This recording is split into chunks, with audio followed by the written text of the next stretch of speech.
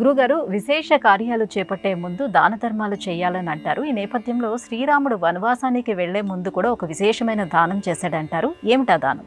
ఏదైనా ఒక గొప్ప పని చేయబోయే ముందు దానాలు చేయమంటారు.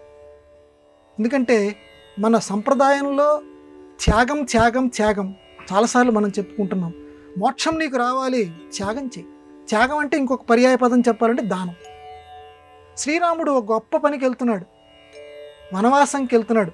ఆయన జగన్నాటక సూత్రధారి కదా, కృష్ణుడిలాగే ఈయన కూడా ఒక గొప్ప కార్యక్రమానికి వెళ్తున్నాడు. ఇది రావణాసురుడిని చంపడానికి వెళ్తున్న విషయం ఈయనకి తెలుసు.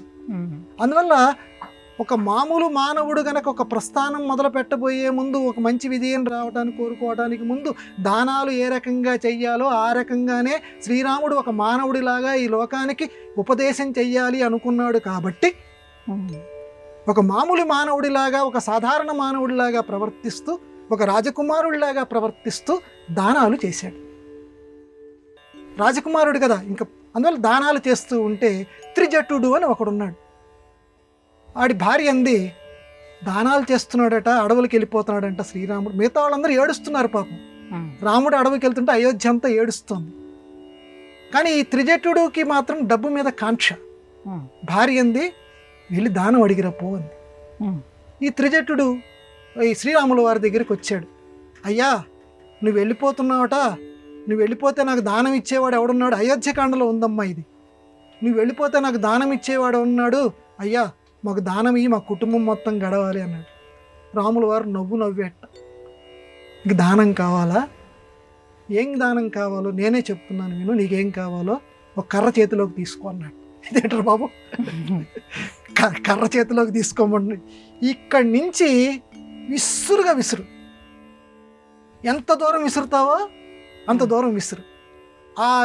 అంత లోపల ఎన్ని ఆవులు ఉన్నాయో, వేల కొలది ఆవులు, వందలు ఉంటాయి కదా, ఆ వేల కొలది ఆవుల్ని నువ్వే తీసేసుకుంది. కానీ అంటే ఎంత సంపద ఈయనకు ఉండాలి చూడండి రాముల వారికి.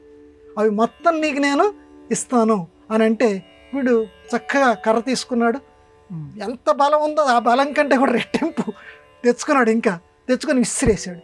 ఆ ప్రదేశం ఎక్కడ పడిందో ఆ కర్ర, ఆ లోపల ఎన్ని ఆవులు ఉన్నాయో అన్నీ చాలా విశేషమైన దానం రాముల వారు ఆ త్రిజటుడికి దానం చేశాడు.